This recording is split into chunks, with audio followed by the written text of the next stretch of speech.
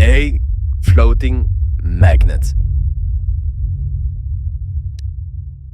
Someday I'm gonna be an engineer, and this is how I made a magnet float in mid-air.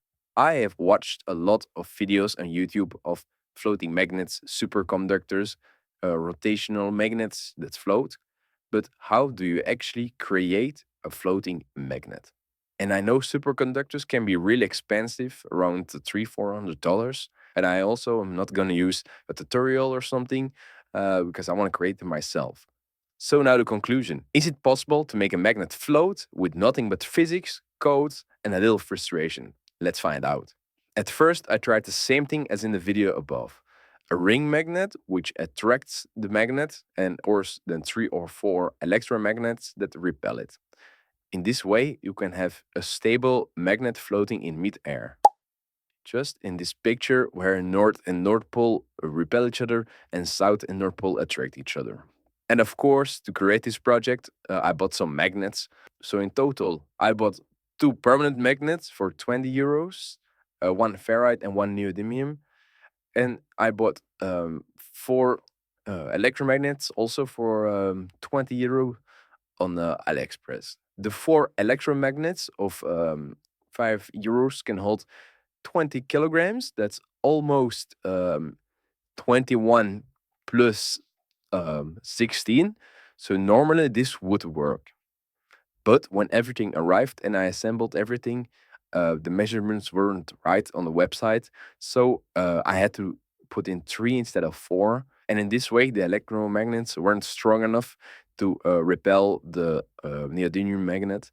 So this didn't work. And let's start over again. Since I already bought the electromagnets, I experimented a little bit with them. And it's actually really interesting in which ways you can make a magnet float. The electromagnet works on DC, that means direct current. So it's actually only on or off. That makes it a little bit harder to code and to create new projects, but it's actually possible if you think about it. To actually make this possible, we need a Hall effect sensor. In fact, we need a linear Hall effect sensor. In short, it's just a sensor that measures magnetic field. For this project, is there no more information needed? But you can always read the Wikipedia. It's really interesting.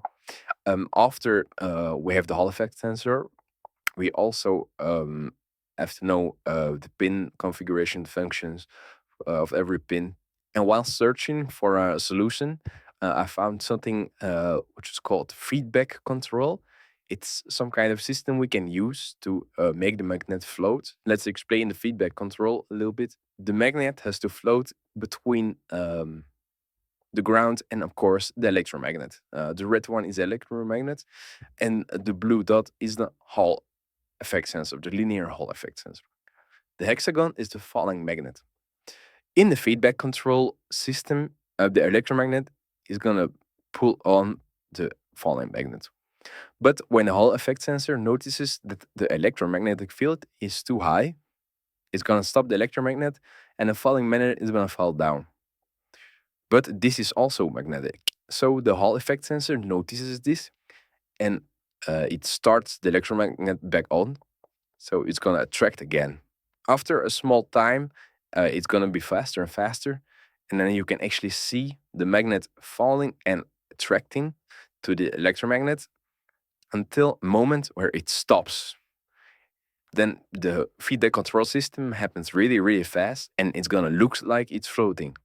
But it's actually still a little bit vibrating in the air because the feedback control is still moving it. I hope you can understand it by my professional skills in paint. And let's go back to the video. After feedback control, I drew this in SolidWorks. It's a 3D model of the whole thing.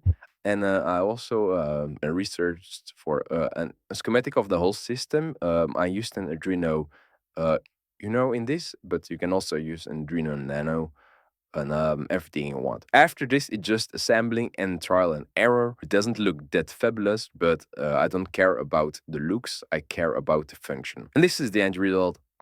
I'll immediately show you the end result. It worked at the end. But if you have any questions about the code, about 3D drawing, the schematics, just ask in the comments.